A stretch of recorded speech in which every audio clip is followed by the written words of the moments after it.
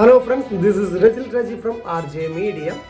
Online മാധ്യമ രംഗത്ത് പലരും കേട്ട ഒരു പേരാണ് മറുനാടൻ മലയാളിയും ഷാജൻ സ്കറിയയും. മറുനാടൻ മലയാളി എന്ന യൂട്യൂബ് ചാനലിലൂടെ ഷാജൻ സ്കറിയ അതിന് ചില പരിപാടികൾ അല്ലെങ്കിൽ അനേകം പരിപാടികൾ കാണുന്ന ഒരു വ്യക്തിയും അദ്ദേഹത്തിൻ്റെ സ്ഥിരം പ്രേക്ഷകരിൽ ഒരാളുമാണ് ഞാൻ. എന്നാൽ അദ്ദേഹത്തിൻ്റെ എല്ലാ അഭിപ്രായങ്ങളോടും ഞാൻ യോജിക്കാറില്ല. എനിക്കും എൻ്റേതായ ഒരു വിയോജിപ്പുകൾ ഉണ്ടാകാറുണ്ട്. അങ്ങനെ ഇരിക്കുകയാണ് ഇന്നലെ ഞാനൊരു വീഡിയോ കണ്ടത്. ആ ഒരു വീഡിയോയോടുള്ള എൻ്റെ എതിർപ്പ് വിയോജിപ്പ് അറിയിക്കാൻ വേണ്ടിയാണ് ഞാൻ ഇന്ന് ഈ വീഡിയോ ചെയ്യുന്നത്.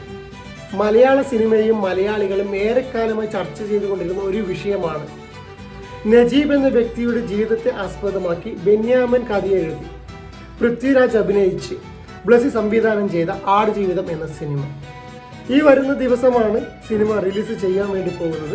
അതിന് ഒരു ദിവസം മുന്നെയാണ് ഈ സിനിമയുമായി ബന്ധപ്പെട്ട ഒരു വീഡിയോ മറുനാടൻ മലയാളി എന്ന ചാനൽ ഷാജൻ സ്കറിയ ചെയ്തത്. ആ വീഡിയോയിൽ അദ്ദേഹം പറയുന്ന കാര്യങ്ങൾ, അതിൻ്റെ ഉള്ളടക്കമാണ് എന്നെ ഈ വീഡിയോ ചെയ്യാൻ വേണ്ടി പ്രേരിപ്പിച്ചത്. നജീബ് എന്ന വ്യക്തിയുടെ ജീവിത യാഥാർത്ഥ്യങ്ങളെ ബെന്യാമിൻ എന്ന രചയിതാവ് നോവലാക്കിയപ്പോൾ നമ്മൾ മലയാളികൾ എല്ലാവരും ഇരു കൈയിൽ നീട്ടി സ്വീകരിച്ചതാണ്.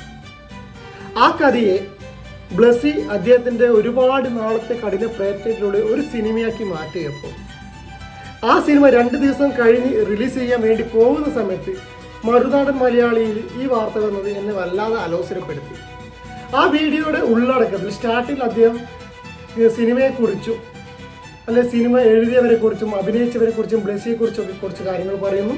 അത് കഴിഞ്ഞ് ആ സിനിമ നേടാൻ പോകുന്ന കൈവരിക്കാൻ പോകുന്ന വിജയത്തെക്കുറിച്ച് അദ്ദേഹം പറയുന്നു. അത് കഴിഞ്ഞ് UAE ഇപ്പോൾ നടന്നുകൊണ്ടിരിക്കുന്ന സെൻസറിങ്ങുമായി ബന്ധപ്പെട്ട വിഷയങ്ങളെക്കുറിച്ച് അദ്ദേഹം പറയുന്നു.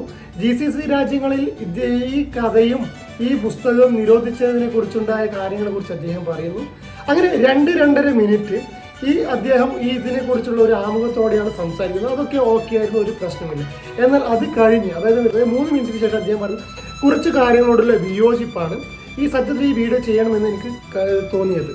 ബാക്കിയുള്ള കാര്യങ്ങൾ പറയുന്നതിന് മുന്നേ ആ വീഡിയോയുടെ ചില ഭാഗങ്ങൾ നിങ്ങൾ കാണേണ്ട അത്യാവശ്യമാണ്. ബ്ലസി സംവിധാനം ചെയ്യുന്ന ആടുജീവിതം റിലീസ് ആവുകയാണ്. മലയാള സിനിമാ ചരിത്രത്തിൽ ഇത്രയേറെ ആഡംബരത്തോടെ ആരവത്തോടെ മറ്റൊരു സിനിമയും റിലീസ് ചെയ്തിട്ടില്ല. ജീവിതത്തിലെ യഥാർത്ഥ സംഭവങ്ങൾ ആയിരിക്കണമെന്നില്ല നോവലിൽ വരച്ചു ചേർത്തത്. ജീവിത യാഥാർത്ഥ്യങ്ങൾ അതേപടി പകർത്തിയാൽ നോവലാവുകയില്ല. അതുകൊണ്ട് തന്നെ അതിൽ വിവരിക്കുന്ന പല കാര്യങ്ങളും വെറും നോവലിസ്റ്റിന്റെ സങ്കല്പം തന്നെയാവാം. എന്നാൽ സിനിമയുടെ റിലീസിംഗ് ഡേറ്റ് അടുത്തു വരുമ്പോൾ മോശം വാർത്തകളാണ് സിനിമയെക്കുറിച്ച് പുറത്തേക്ക് വരുന്നത്. UAE ഒഴികെയുള്ള ഗൾഫ് രാജ്യങ്ങളിലൊക്കെ ആ സിനിമയുടെ റിലീസിങ്ങിന് സാങ്കേതിക കുഴപ്പമുണ്ടെന്നും ഇതുവരെ സെൻസർ ചെയ്ത് കിട്ടിയിട്ടില്ലെന്നും അത് സെൻസർ ചെയ്ത് പുറത്തിറങ്ങാൻ സാധ്യതയില്ലെന്നുമുള്ള റിപ്പോർട്ടുകൾ പുറത്തു വരുന്നു. അറബ് രാജ്യങ്ങളിൽ ലക്ഷക്കണക്കിന് മലയാളികൾ തിങ്ങിപ്പാർക്കുകയും ജോലി ചെയ്യുകയും ചെയ്യുന്നു. ഇങ്ങനെ മലയാളികളുടെ അന്നദാതാക്കളായ അറബ് രാജ്യങ്ങളെ അപമാനിക്കാൻ, അറബികളുടെ പൊതു സ്വഭാവമായി ഒരു സംഭവത്തെ ഉയർത്തിക്കാട്ടി പരിഹസിക്കാൻ എന്ത് അവകാശമാണ് മലയാളികൾക്കുള്ളത് എന്ന ചോദ്യം ഉയർന്നു വരുന്നു. ഈ കേരളം ഇന്നും പിടിച്ചു നിൽക്കുന്നത് ഗൾഫ് രാജ്യങ്ങളിലെ വരുമാനം കൊണ്ടാണ്. മീഡിയ ആക്ടിവിസ്റ്റിന്റെ കുറിപ്പ് സോഷ്യൽ മീഡിയയിൽ വൈറലാകുന്നതും ഈ പശ്ചാത്തലത്തിലാണ്.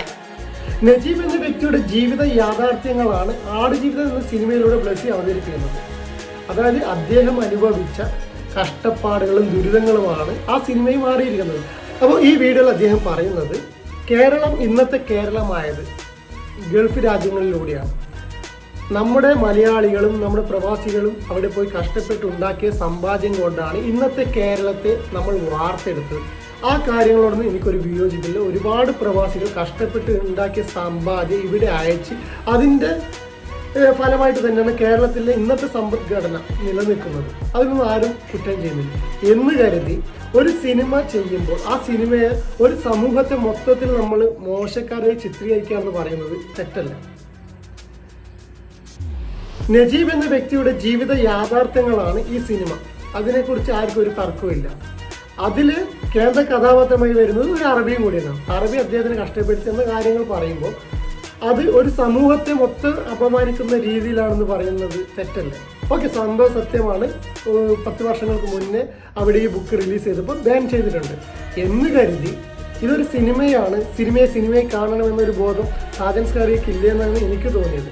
കാരണം കാര്യങ്ങളൊക്കെ വ്യക്തമായി പഠിച്ച് അവതരിപ്പിക്കുന്ന സാജൻസ്ക്ക് അറിയാം ഈ ഒരു കാര്യത്തെ ഇങ്ങനെ കൊണ്ടുപോകേണ്ട ഒരു ആവശ്യമുണ്ടോ എന്ന് എനിക്ക് തോന്നിപ്പോയിട്ടുണ്ട്. അതിനിടയിൽ അദ്ദേഹം വേറൊരു ഫേസ്ബുക്ക് പോസ്റ്റും കൂടി കാണിച്ചിട്ടുണ്ട്. അദ്ദേഹം പറയുന്നത് ഈ സിനിമ റിലീസ് ആവരുത്, നമ്മൾ കാണരുത്, അങ്ങനെയൊക്കെയാണ്. എന്തിൻ്റെ ആവശ്യമാണ്? ഈ സിനിമയെക്കുറിച്ചുള്ള കാര്യങ്ങൾ നടക്കുന്നത് ഒരുപാട് കാലം. എന്നിട്ട് ഈ സിനിമ ഇറങ്ങി 2 ദിവസം മുന്നെയാണ് ഇവർക്കൊക്കെ ഈ ബോധം ഇതൊന്നും അങ്ങനെ ആക്കരുത്, ഇങ്ങനെ ആക്കരുത്. അപ്പോൾ അതിനോടൊക്കെയുള്ള ഒരു വിയോജിപ്പ് തന്നെയാണ് സത്യം പറഞ്ഞത്. നമ്മൾ മലയാളികൾ കഷ്ടപ്പെട്ടുണ്ടാക്കി സമ്പാദിച്ച്, അത് കഷ്ടപ്പെട്ട് ജോലി ചെയ്തുണ്ടാക്കിയ പൈസയാണ് നമ്മൾ നാട്ടിലേക്ക് അയച്ചു കൊടുക്കുന്നത്. അല്ലാതെ ഒരു അറബി ഇന്നാ പോലെ പിടിച്ചോന്ന് പറഞ്ഞാൽ നിങ്ങളുടെ കയ്യിൽ ഒരു 5 പൈസ വെച്ച് തന്നിട്ടൊന്നുമില്ലല്ലോ. പിന്നെ എന്തുകൊണ്ടാണ് ഈ സിനിമ റിലീസ് ചെയ്യുന്നതിനെ കുറിച്ച് നിങ്ങൾക്ക് ഇത്ര വേവലാതി?